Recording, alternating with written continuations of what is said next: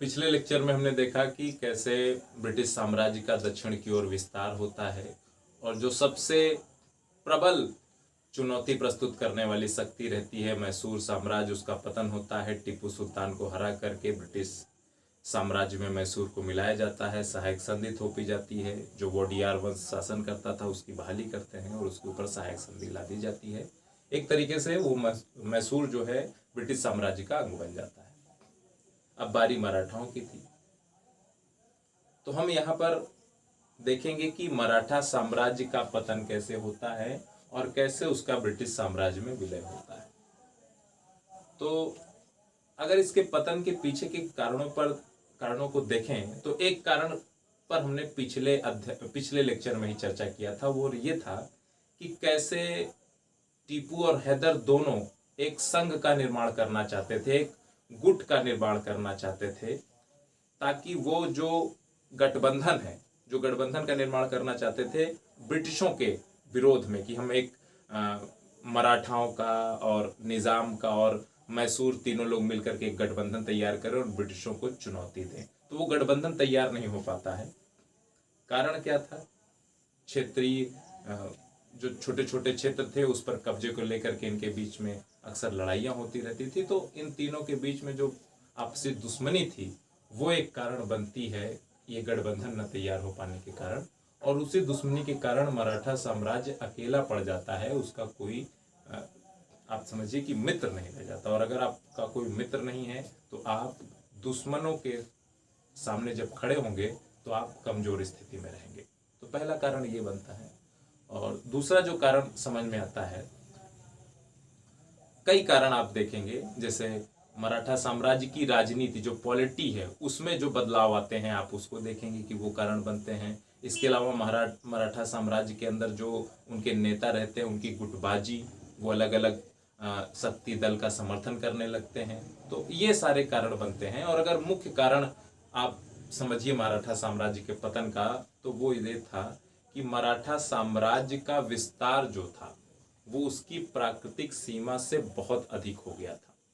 जैसा अभी मैंने बताया कि छत्रपति शिवाजी महाराज ने मराठा साम्राज्य का निर्माण किया और मराठा साम्राज्य शक्ति शिवाजी के पास ही थी, लेकिन उनके प्रधानमंत्री जो पेशवा कहलाए, बाद में पूरी की पूरी शक्ति पेशवाओं के पास चली जाती है और शासन पूरा का पूरा पुणे से वो कंट्रोल करना शुरू कर देते, क्योंकि पेशवा पुणे में रहते थे। तो पूरा का पूरा मराठा साम्राज्य का शासन पुणे के अंतर्गत पेशवाओं के अंतर्गत आ जाता है। बालाजी विश्वनाथ पहले पेशवा बनते हैं और बाद में कई और बनते हैं। तो जैसे मैंने अभी बताया कि बहुत ज़्यादा विस्तार हो गया था, तो जो बाजीराव प्रथम बने जब पेशवा, तो उन्होंने पूरा मध्य भारत, मालवा और पूर्वी भारत, यहाँ तक कि दक्षिणी बंगाल के क्षेत्रों तक उन्होंने साम्राज्य का विस्तार किया। तो ये जो अधिक विस्तार हो गया उनकी प्राकृतिक सीमा से, बहुत ज़्यादा विस्तार हो गया। जब आपका साम्राज्य बहुत अधिक विशाल हो जाता है तो शासन प्रशासन में कई समस्याएं आती हैं। आप अपने वफादारों को नियुक्त करते हैं अलग अलग क्षेत्रों पर शासन करने के लिए, लेकिन अगर वही स्वतंत्र होने की चेष्टा करने लगते हैं तो आप उनके ऊपर नियंत्रण खो देते हैं। यही सारी समस्याएं मराठा साम्राज्य में देखने को मिलती हैं। और अगर कुछ और कारणों को देखें तो वो मराठा साम्राज्य की प्रकृति में दिखाई देता है।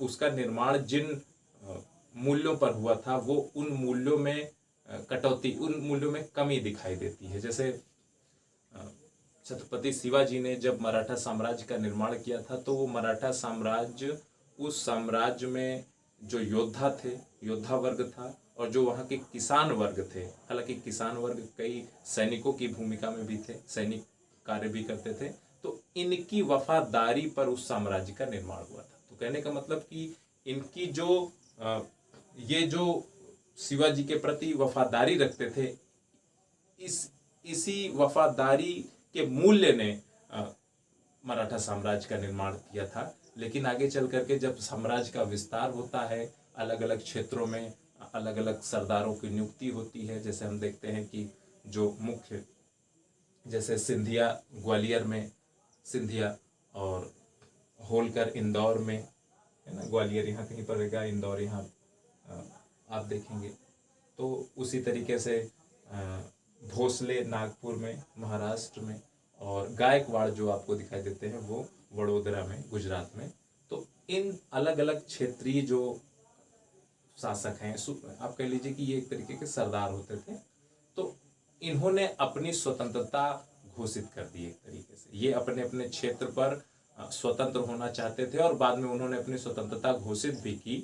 और तो जब उन्होंने अपने आप को स्वतंत्र करना शुरू कर दिया तो पेशवा का नियंत्रण उनसे समाप्त हो गया। तो पेशवा का नियंत्रण समाप्त हो गया, पूरा मराठा साम्राज्य अलग अलग क्षेत्रों में विभाजित हो गया। हालांकि पेशवा चाहते थे कि एक संघीय राज्य बने, अलग अलग क्षेत्रों को जोड़ करके हम एक मराठा संघ का निर्माण करें, लेकिन वो किस हद तक सफल रहा ये तो बात है आगे की। तो और इसके साथ साथ वो आपस में लड़ते भी रहते थे कुछ क्षेत्रों पर कब्जे को लेकर के, अगल बगल के जो क्षेत्र होते थे उस पर कब्जे को लेकर के आपस में लड़ते रहते थे। तो ये सारी समस्याएं कारण बनती हैं मराठा साम्राज्य के पतन का।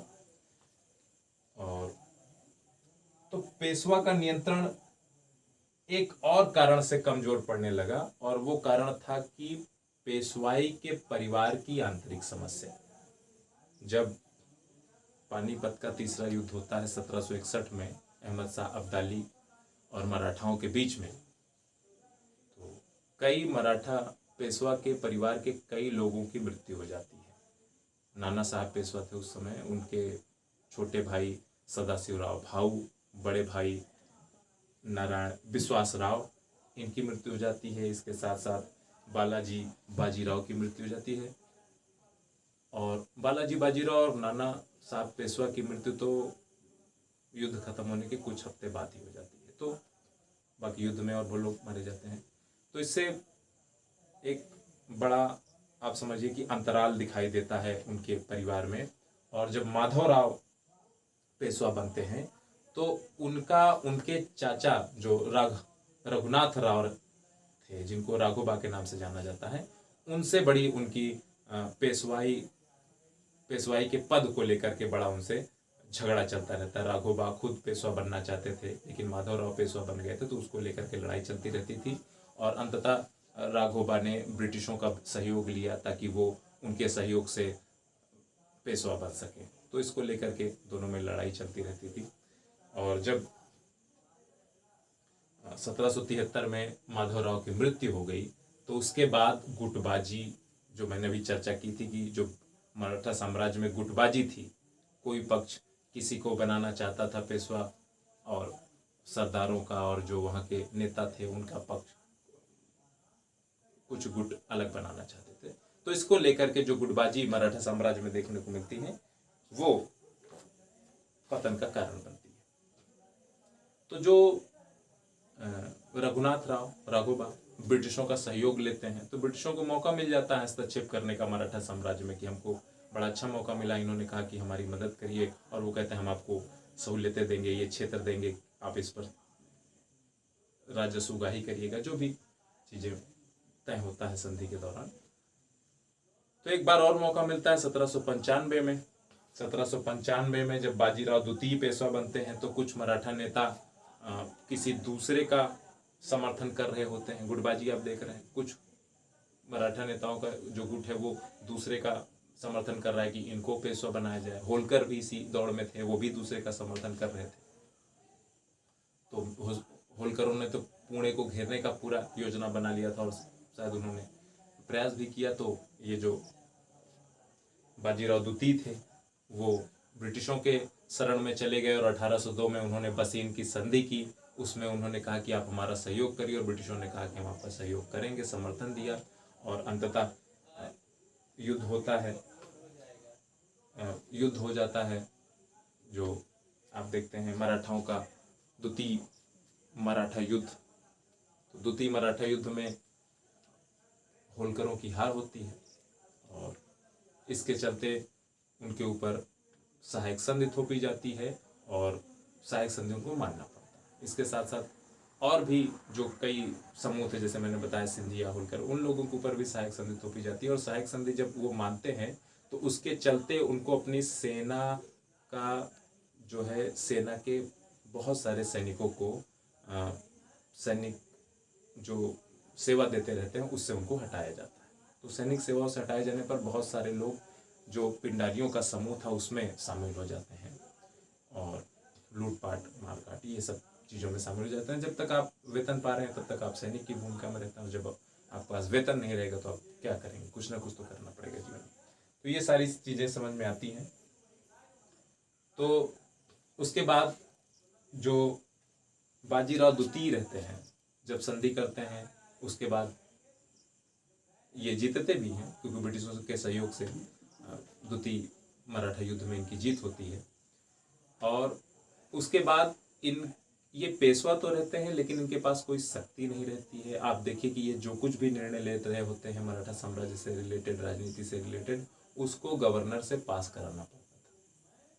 तो इनको इस बात की बड़ी ग्लानि रहती है और अंततः ये प्रयास करते हैं कि कैसे भी करके मैं अपनी शक्ति पुनः हासिल करूं, और परिणाम होता है तृतीय आंग्ल मराठा युद्ध। तो तृतीय आंग्ल मराठा युद्ध में पराजित होते हैं मराठा, पेशवा पराजित होते हैं। पूरी की पूरी तरीके से जो संधि की शर्तें वगैरह रहती हैं, जो इनके ऊपर सहायक संधि वगैरह लादी जाती हैं, वो सब इनको माननी पड़ती हैं और पूरी तरीके से मराठा साम्राज्य ब्रिटिशों के कब्जे में आ जाता है। तो इस तरीके से मराठा साम्राज्य का पतन होता है।